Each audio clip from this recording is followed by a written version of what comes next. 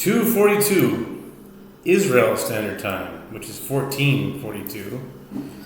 Jerusalem time, Daf Yomi time, Makos, page 17, which is actually the 16th page because each tractate starts from page 2. Makos, Daf 17a, top of the page with the words Kore et Hashem ve'enu tzarich lehafrish. He designates a portion of the produce by means of calling the name upon the poor man's tithe, but he is not required to physically separate that portion and give it to the poor. My love b'hakamiflegi, demar savar vadai tovelo, umar savar vadai eno tovelo, amar le'abaye ihachi adimiplegi besefeko depalgu bevadai.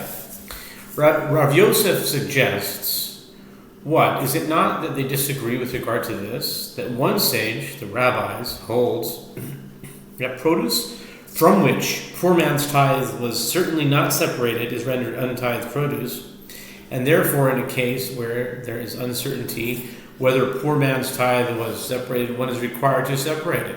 And one sage, Rabbi Eliezer, holds that produce from which poor man's tithe was certainly not separated is not rendered untithed produce, and therefore one need not even designate poor man's tithe by calling its name upon a portion of the produce. Abaye said to Rav Yosef, if it is so that this is the point in dispute, rather than disagreeing with regard to a case of uncertainty whether poor man's tithe was separated, let them disagree with regard to a case of certainty that poor man's tithe was not separated. Ella dekuli alma vadai tovelo v'hacha v'hakamif lagi mar savar lo nechshidu am haaretz al ma'asar ani shel demai kevan demonahu afroshim mafrish v'rabanan sabri kevan detrich aleim yirselot mafrish. Rather, contrary to the previous suggestion, say that everyone agrees that produce from which poor man's tithe was certainly not separated is rendered untithed produce. And here it is with regard to this that they disagree. One sage, Rabbi Eliezer, holds Amei Haaretz are not suspected of refraining from separating poor man's tithe of demai, since it is merely a matter of money and no sanctity is involved. He separates poor man's tithe, although he does not actually give it to the poor. And the rabbis hold, since the matter involves exertion for him, he does not even separate poor man's tithe.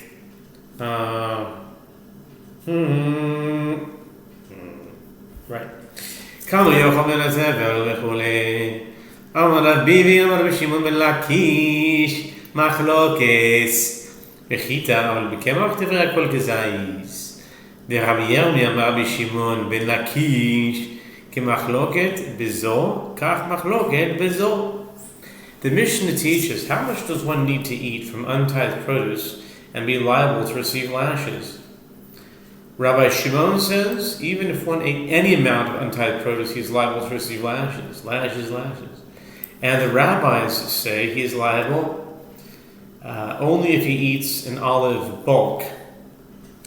Rav Bibi says that Rabbi Shimon ben Lakish says there are disputes with regard to when he eats one kernel of wheat of untithed produce. But with regard to flour, everyone agrees that one is liable only if he eats an olive bulk. And Rabbi Yirmiyah says that Rabbi Shimon ben Lakish says, just as there is a dispute with regard to this case of a kernel of wheat, so too there is a dispute with regard to that case of flour. Tanan, Amar lehem Rabbi Shimon, I atem moedim li, be'oichel nimala, kol shehu chayav, amru lo mipnei shehu kibiryata. Amar lahen af chita achat kibiryata chita in kemach lo. The Gemara cites a proof from which we learned in the Mishnah. Rabbi Shimon said to them, "Do you not concede to me with regard to one who eats an ant of any size that he is liable to receive lashes?" The rabbi said to Rabbi Shimon, he is flogged for eating an ant of any size due to the fact that it is an intact entity in the form of its creation. Rabbi Shimon said to them, "One kernel of wheat is also in the form of its creation." The Gemara infers from Rabbi Shimon's response, "For a kernel of wheat, yes, one is liable. For any amount of flour, no, one is not liable." Apparently, even Rabbi Shimon concedes that one is liable for eating only an olive bulk of wheat flour in accordance with the statement of Rav Bivi. Says that Rabbi Shimon ben Lakish says, "Le'devrehim kamar lehu ledidi afilu kemach nami ela ledidchu odolimi hatchita achat kebriata v'rabanan b'riyat nishama chashuva chita lo chashuva tanya kevatel Rabbi Yirmiyah Rabbi Shimon omer kol shuli makot lo amru kizayit ela le'inyan korban." The Gemara answers, it is in accordance with the statement of the rabbis that Rabbi Shimon spoke to them, and he meant as follows: "According to my opinion, even if one ate any amount of flour, he is also liable. But according to your opinion, concede to me, at least, that one is liable if he eats one kernel of wheat, as it is in the form of its creation." And the rabbis say, in response, there is a difference. An entity with a soul, meaning a living creature, is significant, and one is liable for eating an entity of any volume. A kernel of wheat is not significant. The Gemara notes, it is taught in a Braita in accordance with the opinion of Rabbi Yirmiyah that Rabbi Shimon says one who eats any amount of food that is forbidden is liable to receive lashes. The sages said the measure of an olive bulk only with regard to liability to bring a sin offering for one who unwittingly ate forbidden food. And now, that concludes the Talmud, and now we start a new Mishnah.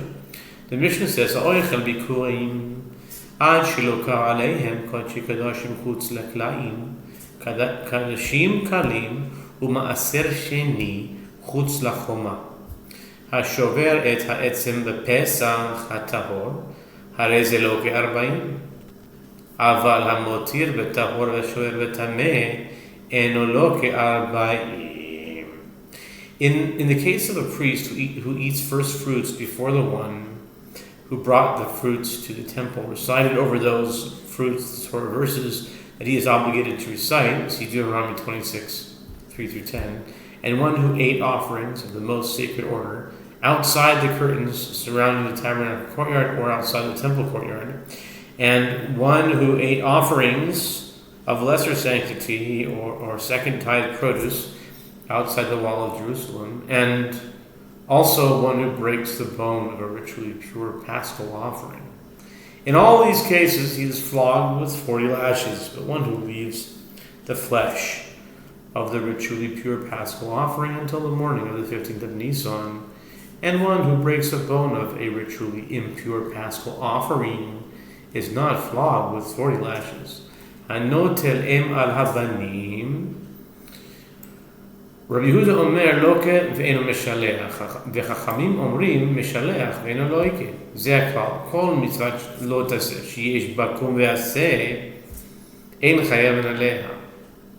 With regard to one who takes the mother bird with her fledglings, thereby violating the Torah prohibition of "you shall not take the mother with her fledglings, you shall send the mother, and the fledglings you may take for yourself," Deuteronomy 22, 6 and 7. Rabbi Yehuda says he is flogged for taking the mother bird, and he does not send the mother. And the rabbis say he sends the mother and is not flogged. This is the principle. With regard to any prohibition that entails a command to arise and perform a mitzvah, he is not liable to receive lashes for its violation. So in this case, that would be exactly the case. You should not take the mother with the children, but then there's a mitzvah attached to it, which is surely send the mother away. So what's being established here is that if there's a mitzvah to send it away, then you don't get. I'm not sure what the reasoning is behind that. Maybe because the mitzvah cancels out the negative action. But anyway, whatever the case may be, that's the Mishnah. The Gemara says, so the Rabbi Akiva stimata'a. אבל חכמים קוראים הנחה makos behen kriya makos behen. The Mishnah teaches that a priest who eats first fruits before the one who brought the fruits to the temple recited the accompanying Torah verses is liable to receive lashes. With regard to this statement, Rabbi Bar Chana says that Rabbi Yochanan says, this is the statement of Rabbi Akiva, whose statements are often cited in the Mishnah unattributed. But the rabbis say, with regard to first fruits, the lack of placement alongside the altar invalidates them, and they may not be eaten. But the lack of recitation of accompanying Torah verses does not invalidate them. And if one placed them and did not recite the accompanying Torah verses, the priest who eats them is not flogged. V'leima zo divrei Rabbi Shimon stimata'a hakamash bala and Rabbi Akiva Rabbi Shimon zvirale. The Gemara suggests, and let Rabbi Yochanan say, this statement in the Mishnah is the unattributed statement of Rabbi Shimon, who stated this halakha explicitly, rather than attributing the statement to Rabbi Akiva, whose statement was not explicit. The Gemara answers, this teaches us that although he did not say so explicitly, Rabbi Akiva holds in accordance with the opinion of Rabbi Shimon. My Rabbi Shimon, Titania, Utrumas Yadecha, Elu Bikorim. What is the statement of Rabbi Shimon? It is as it is taught in the Braita with regard to food items that may not be eaten outside the walls of Jerusalem. It is written, you may not eat within your gates the tithe of your grain, or of your wine, or of your oil, or the firstborn of your herd, or of your flock, nor any of your vows that you vow, nor your guilt offerings, nor the donation of your hand. Deuteronomy 12:17, the sages explain that with regard to the phrase, nor the donation of your hand, these are the first fruits. Amar Rabbi Shimon.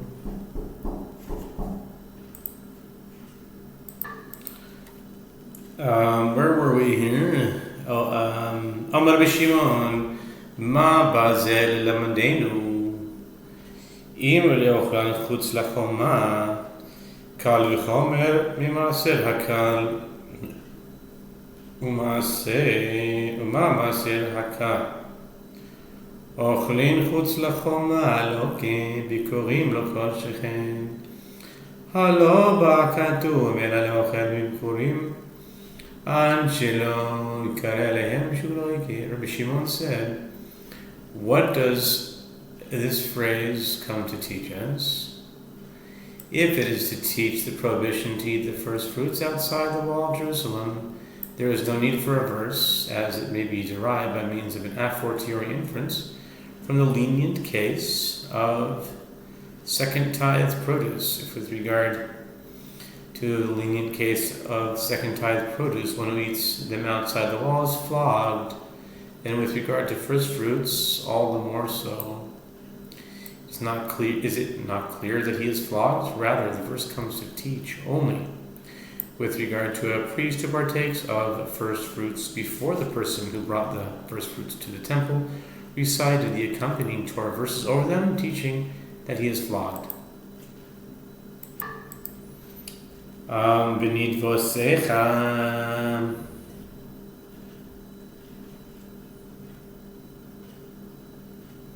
Zot toda ushlamim. Amar Shimon ma ba lelamdenu אם לאוכלן חוץ לחומה, קל וחומר מעשר, הלא בא כתוב אלא לאוכל בתודה, ובשלמים לפני זריקה שהוא לא יקה. The Bride continues, not your gift offerings. This is a thanks offering and a peace offering that one donates voluntarily. Rabbi Shimon says, what does this phrase come to teach us? If it is to teach that it is prohibited to eat a thanks offering and a peace offering outside the wall of Jerusalem, there is no need for a verse, as it may be derived by means of an a fortiori inference from the case of second tithe produce, for whose consumption outside the wall one is flogged despite the fact that it is not an offering. Rather, the verse comes to teach only with regard to one who partakes of a thanks offering or of a peace offering before the sprinkling of its blood on the altar, before the consumption of its flesh is permitted, that he is flogged. V'chayreis ze abechal, aber b'shimon ma'abal ze lelamdenu, זה אם אוכל חוץ לחומה, קל וחומר מעשר, אם לפני זריקה, קל וחומר בתודה ושלמים. הלא בא הכתוב אלא לאוכל מן הבכור, ואפילו לאחר הזריקה שהוא לא הגיע. The writer continues, or the firstborn, this is the firstborn. Shimon says, what does this verse come to teach us? If it is to teach that it is prohibited to eat a firstborn animal outside the wall of Jerusalem, there is no need for a verse, as it may be derived by means of an a fortiori inference from the case of second tithe produce. If it is to teach that it is prohibited to eat a firstborn animal before the sprinkling of the blood, it may be derived by means of an a fortiori inference from the case of a thanks offering and a peace offering, which are offerings of lesser sanctity, as even non-priests may partake of their flesh. Rather, the verse comes to teach only with regard to a non-priest who partakes of the flesh of a firstborn even after the sprinkling of its blood, that he is flogged. Because of its Amar Rabbi Shimon, ma bazel lamdeinu. The bride continues, of your herd or your flock. This is a sin offering and a guilt offering, which are offerings of the most sacred order, which may be eaten only within the temple courtyard. Rabbi Shimon says, what does the verse come to teach us? Im le'oechlam chutz lachoima kal v'choima mimaser im lifnei zrika kal v'choima mitoda shlamim אם לאחר זריקה קל וחומר בכור, הלא בא כתוב אלא לא יאכל מחטאת יהושע, אפילו לאחר זריקה חוץ לכלואים שהוא לא יקה. If it is to teach that it is prohibited to eat a sin offering and a guilt offering outside the wall, there is no need for a verse, as it may be derived by means of an a fortiori inference from the case of the second tithe produce. If it is to teach that it is prohibited to eat a sin offering and a guilt offering before the sprinkling of the blood, it may be derived by means of an a fortiori inference from the case of a thanks offering and a peace offering, which are offerings of lesser sanctity. If it is to teach that it is prohibited for a non-priest to eat a sin offering and a guilt offering after the sprinkling of its blood, may be derived by means of an a fortiori inference from the case of a firstborn animal. Rather, the verse comes to teach only with regard to one who partakes of the flesh of a sin offering or a guilt offering even after the sprinkling of the blood, of its blood, which is the correct time to partake of it, but he partakes of it outside the curtains surrounding the tabernacle or outside the temple courtyard, that he is flogged. The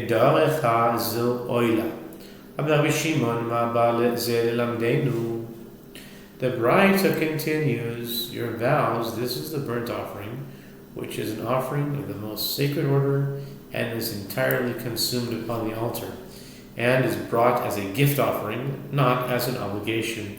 Rabbi Shimon says, what does this verse come to teach us? Im le'ochal chutz lachoma kal v'chomer mima'aser im lifnei zrika kal v'chomer mitoda u'shlamim אם לאחר זה קל וחומר מבכור, אם חוץ לכלאים, קל וחומר מחטאת ואשם. הלא הכתוב, if it is to teach that it is prohibited to eat a burnt offering outside the wall of Jerusalem, there is no need for a verse, as it may be derived by means of an a fortiori inference from the case of second tithe produce. If it is to teach that it is prohibited to eat a burnt offering before the sprinkling of the blood, it may be derived by means of an a fortiori inference from the case of a thanks offering and a peace offering, which are offerings of lesser sanctity.